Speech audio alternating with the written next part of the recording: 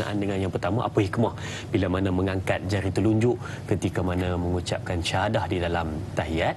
Dan yang kedua tadi, ada yang suka pusing Ustaz, katanya lama tak jumpa tapi masih ada lagi yang memusing-musing jarinya ketika mana membaca tahiyat. Jadi untuk jawapan Ustaz, silakan. Terima kasih Tuan Haji Ismail. Apa hikmah kita angkat jari telunjuk ketika tahiyat awal ataupun tahiyat akhir? Hikmah yang pertama ialah kita mengikut sunnah Rasulullah sallallahu alaihi wasallam. Nabi kalau solat begitu, mengangkat sebegitu. Nah, ini digenggamkan, kemudian ini diangkatkan. Kita buat sebegitu bermakna kita ikut Nabi. Bila kita ikut Nabi, pahalanya sangat besar. Hadis menyebutkan man ahya sunnati inda fasadi ummati falahu ajru syahidin. Sesiapa yang menghidupkan satu sunnahku di akhir zaman, maka baginya pahala satu mati syahid. Angkat ni saja dah satu mati syahid. Pahalanya satu mati syahid. Pahalanya sebab kita ikut baginda Rasulullah sallallahu alaihi wasallam. Yang kedua, bila kita angkat sebegini, sebahagian ulama cuba merongkaikan apa hikmah dia. Pertama, memang ikut Rasulullah sallallahu alaihi wasallam. Yang kedua, jari telunjuk ini adalah jari yang sangat mulia sekali.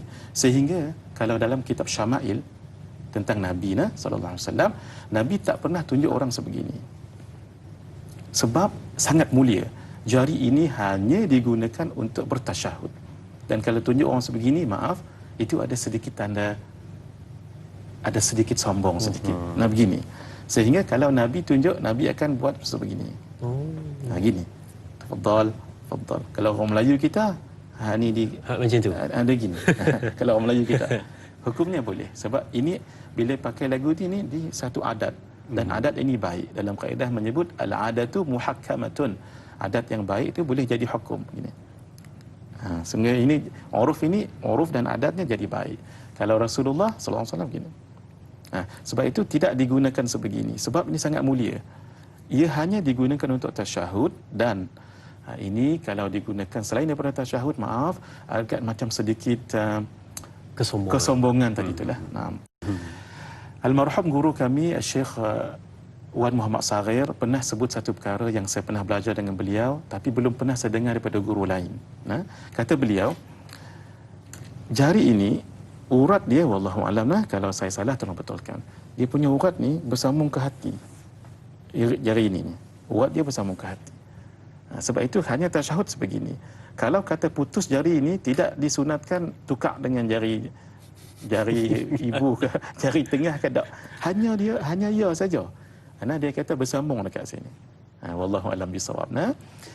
Hikmah yang seterusnya, apabila sesuatu itu difokuskan pada satu, ia akan menjadi mantap. Sebab itu dalam solat, ketika mulut membaca, jari mengangkat, mata melihat. Sebab nanti kita akan bicarakan sunat ketika kita bertahiyat, asyhadu an la ilaha itu naik, illallah, mata kita ni yang lihat tempat sujud tadi terus berpindah tangan dia sampai akhir. Dia terpadu. Ketika jari diangkat, bergerak, angkat, dan mata dan mulut membaca, hati kita fokus, mata kita melihat. Dia kesepaduan empat ini akan menyebabkan rasa sedap lagi. Sebab bila kita fokus ni, sesuatu tu jadi rasa sedap. Sebab tu bila nak memanah tu, dia tak boleh pergi tengok kat lain.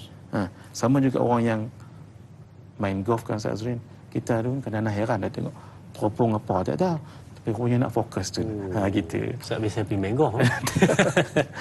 Kita tengok orang. Kadang-kadang kita ada heran. Nak pukul itu, meniarap, ni semua sekali. Pasal dia nak ambil feel tadi tu. Betul, Ustaz. Yang kedua tadi tapi masalah tu, Ustaz, yang pusing-pusing, Ustaz. Yang pusing tadi tu. Dalam pusing itu ada kaitan dengan hukum tahrik. Tahrik maksudnya menggerakkan jari. Kita kembali dulu kepada empat mazhab. Sebab Nabi solat itu disyarahkan oleh empat mazhab. Maksudnya apa yang dikatakan oleh empat mazhab, itulah cara solat Nabi. Sebab Nabi solat kadang-kadang pelbagai caranya. Ketika berjamaah lain, ketika berseorangan lain, ketika dalam musafir lain. Sebab itu dalam mazhab Hanafi, ni terus kita masuk juga bab tahiyat ini. Dalam mazhab Hanafi, mereka menggunakan hadis daripada Sayyidina Ali karamallahu wajhah wa radhiyallahu ta'ala anhu.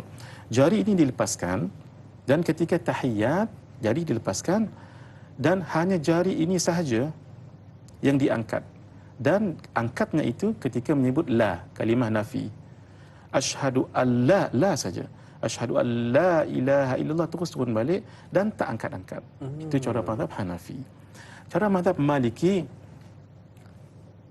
ditarikkan tangan, hadis menyebut jari tengah ini bertemu dengan jari ini, bertemu begini. Satu lagi dalam riwayat ini ditemukan sebegini sehingga menjadi bulatan. Dalam hadis menyebut khamsan wa thalathin. Ini 5 nombor bahasa Arab lah. Ini nombor 5, ini nombor 3. Itu jadi khamsan wa thalathin. Madhab Maliki dengan madhab Syafi'i sama. 53. 53. Inna khamsan wa thalathin, 35. 35. Ada makna ke Ustaz? Ada maknanya ni seperti nombor 5. Oh ya ya. Dalam nombor Arab kan. Ni nombor 3. Jadi 35.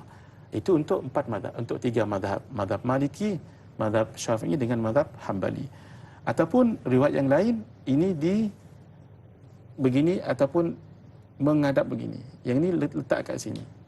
Gitulah, ada 2 cara. Dan mazhab Maliki, kita nak sebut dengan jari tadi, mereka akan sebut dengan buat yaminan wa shimalan taharrukan latifah, akan menggerakkan sebegini. Kanan kiri daripada mula. At-tahiyyatul mubarakatus salawatut thayyibatu lillah. Assalamu alayka ayyuhan nabiyyu wa rahmat. Sampai habis. Mazhab Maliki. Mazhab Hambali dahulu. Mazhab Hambali sama juga, tetapi mereka akan angkatkan jari ini ketika lafzul jalalah disebut, nama Allah. At-tahiyyatul mubarakatus salawatut thayyibatu lillah. Kan nama Allah disebut tu. Setiap kali nama Allah disebut, angkat. Assalamu alayka ayyuhan nabiyyu wa rahmatullahi wa barakatuh. Assalamu alayna wa ala ibadillahis salihin. Sebegitu. Setiap kali nama Allah tu naik. Itu mazhab Hambali. Mazhab kita Asy-Syafi'i, ketika disebut at, maka digenggamkan sebegini 2 cara. Cara pertama sebegini akan menjadi lubang. Cara yang kedua dilekatkan sebegini. Yang paling afdal sebegini. Yang paling afdal diletakkan di bawah ini. Dan jari ini dibengkokkan, bukan diluruskan dan bukan diapkan, diluruskan. Sebab hadis Nabi faqad hanaha syai'an, adalah Nabi membengkokkan sedikit. Dan diangkat bila ketika menyebut illa. Asyhadu an la ilaha illa. Asyhadu an la ilaha illallah, tetap bengkok. Kalau lurus sah, tapi kurang sempurna. Dibengkokkan sampai innaka hamidum majid. Jadi dalam 4 mazhab tadi tu, semulanya supaya kita jelas, mazhab Hanafi begini, angkatnya bila la, asyhadu an la, angkat, turun balik. Mazhab Maliki genggam kanan dan kiri. Mazhab Syafi'i angkat, tak digerakkan dan dibengkokkan. Mazhab Hambali, setiap kali nama Allah. Tidak ada yang pusing sebegitu. Jadi siapa yang buat sebegitu, hukumnya makruh. Kalau kuat nanti boleh jadi batal. Dalam mazhab kita Syafi'i, Ustaz Azrin, kalau orang buat begini, ada 2 pendapat. Satu batal, tapi pendapat ni marjuh, tak kuat. Tapi pendapat yang kuat, ia makruh sebab dia mengganggu kita solat. Jadi kalau nak buat 4 mazhab, buat begitu. Jangan lain daripada itu. Baik, terima kasih Ustaz untuk 4 cara dari 4 mazhab sebentar tadi dalam mengangkat jari ketika mana tahiyat, akhir dan awal.